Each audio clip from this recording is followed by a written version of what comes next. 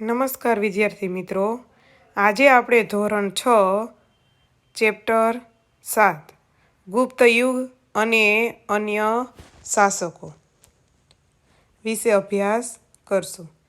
ઈસુની 3જી સદીમાં મગધમાં પ્રભાવશાળી ગુપ્ત વંશની સત્તા સ્થપાઈ. ગુપ્ત વંશે ભારતમાં રાજકીય એકતા, શાંતિ અને સુરક્ષા સ્થાપી. કે ગુપ્ત વંશે એ સમયમાં ભારતમાં પોતાના રાજ્યમાં એકતા, પોતાના રાજ્યમાં શાંતિ અને સુરક્ષા, લોકોની સુરક્ષા જળવાઈ રહે એ પ્રકારે વ્યવસ્થા સ્થાપી. તેનાથી અપૂર્વ સમૃદ્ધિ આવી, કે પોતાના રાજ્યમાં સમૃદ્ધિ આવી. આથી ગુપ્ત યુગને ભારતનો સુવર્ણ યુગ કહેવામાં આવે છે. સુવર્ણ યુગ એટલે દેશની સમગ્ર પ્રજાની સર્વોત્કૃષ્ટ પ્રગતિ, આબાદી, કે લોકોએ સમગ્ર પ્રજા એટલે કે દરેક પ્રજાએ ખૂબ જ સૌથી વધારે પ્રગતિ અને સર્વશ્રેષ્ઠ પ્રગતિ એટલે કે આબાદી. આથી એ યુગને સુવર્ણ યુગ કહેવામાં આવે છે. ગુપ્ત સમ્રાટોએ લોકોને શાંતિ અને સમૃદ્ધિ આપી, જેની પ્રશંસા વિદેશી મુસાફરોએ પણ કરી છે. ગુપ્ત યુગનો સુવર્ણ યુગ ઘણે અંશે ગુપ્ત સમ્રાટોનું સર્જન હતું. કે એ યુગમાં ગુપ્ત યુગનું એટલે કે જે સુવર્ણ યુગ ઘણે અંશે એ સમયે ગુપ્ત સમ્રાટો રાજાઓનું પણ સર્જન હતું. કે એકથી એક વધારે ચડિયાતા એવા રાજાઓનું પણ એ સમયે સર્જન થયું હતું. ચંદ્રગુપ્ત પહેલો મગધના સામ્રાજ્યમાં શ્રીગુપ્ત એટલે કે ગુપ્ત વંશનો સ્થાપક હતો. તેના પુત્રનું નામ ઘટોત્કચ ગુપ્ત હતું. ઘટોત્કચ ગુપ્તના અનુગામી રાજા તરીકે ચંદ્રગુપ્ત પ્રથમ ઈસવીસન 319 પાટલીપુત્રની ગાદીએ આવ્યો. બરોબર છે? ક્યાંની ગાદી ઉપર આવ્યો? પાટલીપુત્ર. પાટલીપુત્ર છે એ રાજધાની છે. તેણે શક્તિશાળી લીછવી જાતિની કન્યા કુમારદેવી સાથે લગ્ન કર્યા. કઈ જાતિની? લીછવી જાતિની કન્યા કુમારદેવી સાથે લગ્ન કર્યા. લીછવીઓની સહાયથી તેણે મગધના રાજ્યનો વિસ્તાર કર્યો. કે એ સમય છે એ મગધ સૌથી શક્તિશાળી અને સૌથી વિશાળ રાજ્ય હતું. અને એ લીછવીઓની સહાયથી તેણે પોતાના રાજ્યનો પણ વિસ્તાર કર્યો. તેણે મગધની પાસેના પ્રયાગરાજ એટલે કે અલ્હાબાદ, સાંકેત એટલે કે અયોધ્યા જીતી લઈ મગધનો જે સામ્રાજ્ય હતું એમાં પણ વિસ્તારમાં શું કર્યો? વધારો કર્યો. તેણે મહારાજને બદલે મહારાજા ધીરાજ એવું ગૌરવપ્રદ બિરુદ ધારણ કર્યું હતું.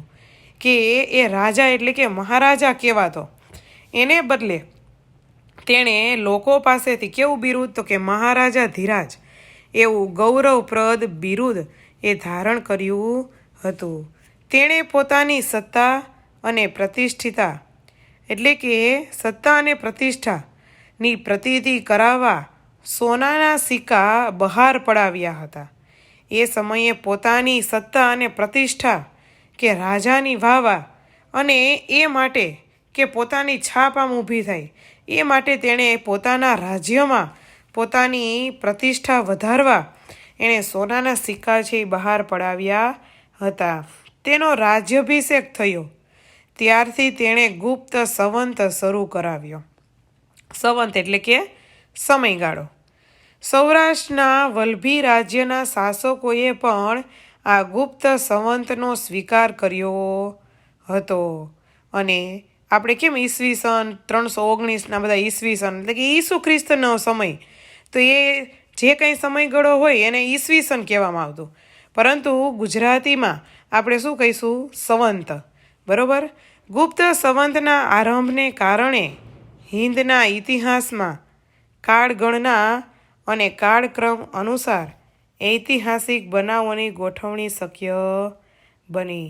કે ગુપ્ત સંવંત કે સંવંતને આરંભ એટલે કે સંવંતની શરૂઆત થતાં હિંદના ઇતિહાસમાં એટલે કે ભારતના ઇતિહાસમાં કાળગણ અને કાળક્રમ અનુસાર કે કઈ ઘટના કયા સમયમાં કયા ક્રમમાં બરોબર એવી ઐતિહાસિક જે બનાવોની ગોઠવણી હોય એ એક પછી એક શક્ય બની. કે ભાઈ આ છે એ 319માં, આ છે એ 320માં, એવી રીતે એ ગોઠવણી શક્ય બની. સમ્રાટ સમુદ્રગુપ્ત. ચંદ્રગુપ્ત પ્રથમ પછી તેનો પ્રતાપી પુત્ર સમુદ્રગુપ્ત ગાદી ઉપર આવ્યો. સમુદ્રગુપ્તના સમયની માહિતી પ્રયાગરાજના સ્તંભલેખ. પ્રયાગરાજ એટલે કયું આવશે? અલ્હાબાદ. તો એ સ્તંભલેખ પ્રયાગ પ્રશસ્તિ અને તેના સિક્કાઓમાંથી મળે છે. હવે એ સમયે જે સિક્કાઓ એ રાજાઓ છે એ સિક્કાઓ બહાર પાડતા, તો એ સિક્કાઓ દ્વારા એ સમયના રાજાઓની પણ ઓળખાણ આપણને મળે છે. તો એ સમયે સિક્કાઓમાંથી એ માહિતી મળે છે. આ પ્રશસ્તિ રાજકવિ હરિસેણે રચી છે. તેમાં સમ્રાટ સમુદ્રગુપ્તના દિગ્વિજયો અને સાંસ્કૃતિક સિદ્ધિઓ વર્ણી છે. કે એ સમયે એણે જે કંઈ સિદ્ધિઓ મેળવેલી, જે કંઈ વિજયો મેળવેલા એ એમાં વર્ણવ્યું એટલે કે એનું લેખન એમાં કરવામાં આવ્યું છે. તેણે ખૂબ જ ઓછા સમયમાં ઉત્તર ભારતના મોટાભાગના રાજ્યોમાંથી માંડી અફઘાનિસ્તાનના કુષાણ શાસનતંત્ર સુધી તેની વિજય યાત્રા કરી હતી. કે એ સમયે એના દિગ્વિજયો એટલે કે એની વાવા અને એના જે કાર્યોમાં એણે સિદ્ધિ મેળવેલી એટલા માટે એ સમયે ભારતના મોટાભાગના રાજ્યોમાંથી માંડી અફઘાનિસ્તાનના કુશાળ શાસનતંત્ર સુધી તેની વિજય યાત્રા કરી હતી. દક્ષિણમાં લગભગ 12 જેટલા રાજાઓને તેણે હરાવ્યા હતા. તો કેટલી મોટી સિદ્ધિ એણે પ્રાપ્ત કરી હશે કે 12 રાજ્યો ઉપર એણે વિજય મેળવ્યો. તેણે આ રાજાઓને હરાવી તેમના રાજ્યો ખાલસા કરવાને બદલે તેઓને ખંડિયા રાજાઓ તરીકે ડાપણપૂર્વક પુનઃ સ્થાપિત કર્યા. કે એ જે રાજાઓ છે આની નીચે રહીને કામ કરશે. આપણે જોયું હતું કે એ સમયે વહીવટતંત્ર છે તો કેન્દ્રમાં છે એ મુખ્ય રાજા, બરોબર છે, પછી રાજ્ય અને ત્યાર પછી પ્રાંતીય કે જિલ્લો, તાલુકો અને ગામ. તો એવી રીતે એ રાજાઓને ખાલસા નથી કર્યા કે એ રાજ્યોમાંથી એને છોડી મૂકવામાં નથી આવ્યા, પરંતુ એને ડાપણપૂર્વક પુનઃ સ્થાપિત કર્યા. અને એ રાજાની ઈચ્છા મુજબ એ પોતાની ઈચ્છા મુજબ નહીં. ધારો કે કોઈ પણ રાજાનું રાજ્ય છે તો એ હારી ગયો, બરોબર, તો પોતાનું શાસન ચાલશે નહીં, પરંતુ સમ્રાટ સમુદ્રગુપ્ત છે એ પોતાની ઈચ્છા મુજબ રાજ્યનો વહીવટ ચલાવી શકશે. રાજ્યનો વહીવટ ચલાવવા રાજ્યપાલો અને અધિકારીઓની નિમણૂક કરવામાં આવતી. કે એ સમયે કોઈ પણ રાજ્યનો એ વહીવટ ચલાવવા માટે રાજ્યપાલો અને એ રાજ્યપાલોની સાથે સાથે તેમાં જે કાંઈ અધિકારીઓ હોય તેની નિમણૂક કરવામાં આવતી, જેથી કરી તે એ રાજ્યનો શું કરી શકે? વહીવટ કરી શકે. સમુદ્રગુપ્ત મહાન વિજેતા અને સંસ્કારી સમ્રાટ હતો. મહાન વિજેતા કે એને ઘણા બધા રાજ્યો ઉપર વિજય મેળવેલો અને સંસ્કારી પણ હતો. તેની સાહિત્યક સિદ્ધિઓ અને ચારિત્ર્ય પણ કેવું હતું? નોંધપાત્ર હતું. કે એ ખૂબ જ સંસ્કારવાળો પણ હતો.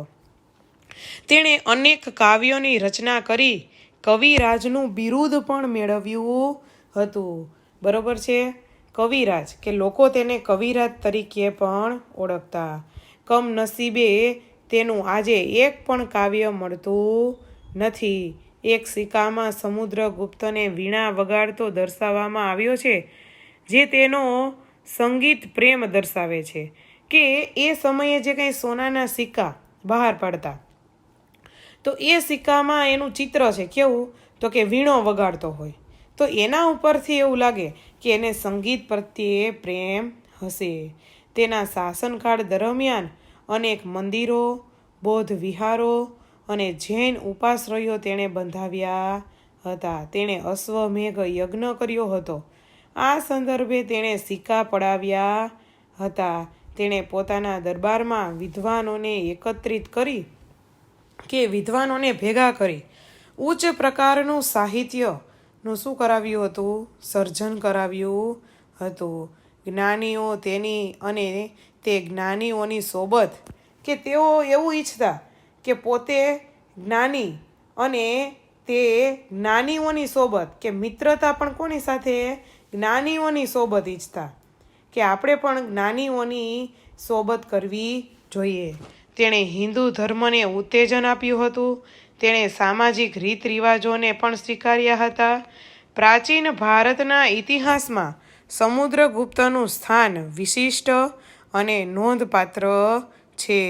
ગુપ્ત સામ્રાજ્યની મહત્તાનો તે સર્જક હતો, કે એ સમયે ગુપ્ત શાસન અને ગુપ્ત સામ્રાજ્યનો એ વધારક કે સંસ્કારી, કે એણે પોતાના સામ્રાજ્યનો પણ શું કર્યું હતું? વધારો, કે એણે સર્જન કર્યું હતું.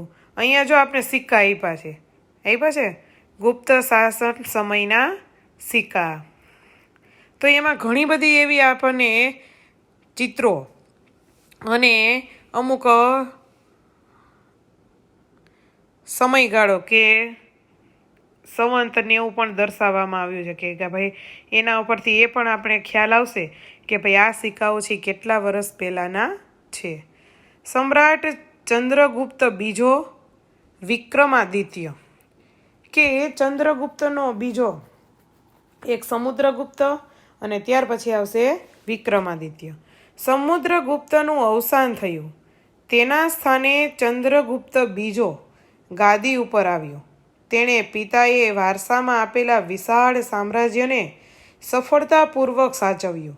એટલું જ નહીં, પણ કેટલાક વિજયો મેળવીને સામ્રાજ્યનો તેણે પણ શું કર્યો? વિસ્તાર વધાર્યો.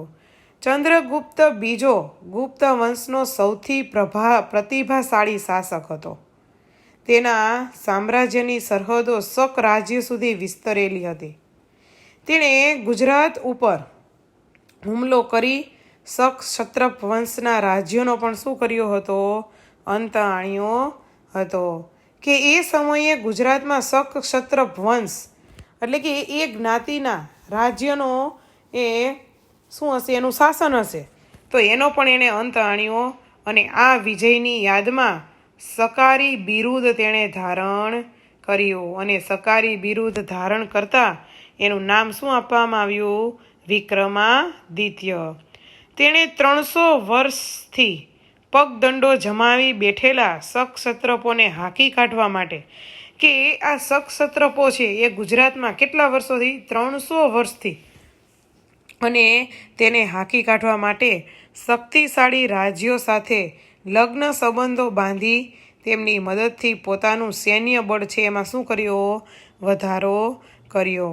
અને આ લગ્ન સંબંધો તેણે પોતાના સામ્રાજ્યના વિસ્તારમાં અને દુશ્મનોને મહાત કરવામાં ખૂબ જ ઉપયોગી થયા. અને તેણે જે કંઈ જીતેલા નવા પ્રદેશો એનો ઘણો જ અગત્યનો હતો, કે આમાં વિજય મેળવવા માટે એને જે રાજ્યો જીતેલા એ નવા પ્રદેશોનો ઘણો જ અગત્યનો ભાગ છે. ગુજરાત અને સૌરાષ્ટ્રના સમૃદ્ધ પ્રદેશો, ભૃગુ કચ્છ એટલે કે ભરૂચ, સ્તંભ તીર્થ એટલે કે ખંભાતના ધીકતા બંદરો એ ગુપ્ત સામ્રાજ્યને મળ્યા.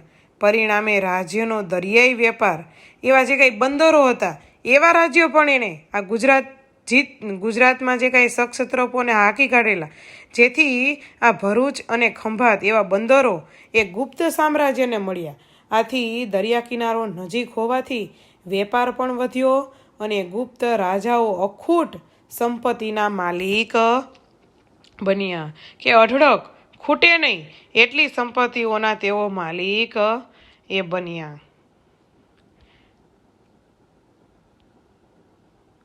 અહીંયા ગુપ્ત શાસિત ભારતનો નકશો પણ આપને આપેલો છે કે પાટલીપુત્ર અને અહીંયા ગુજરાત, બરોબર છે. તો આ દરેક રાજ્યો છે, આ રાષ્ટ્ર છે બ્લુ જેવું, એણે શું કરેલા તો કે જીતી લીધેલા. અને ત્યાંથી તેઓ શું કરતા તો કે સમુદ્ર માર્ગે એટલે કે દરિયાઈ વેપાર કરતા. આગળ જોશું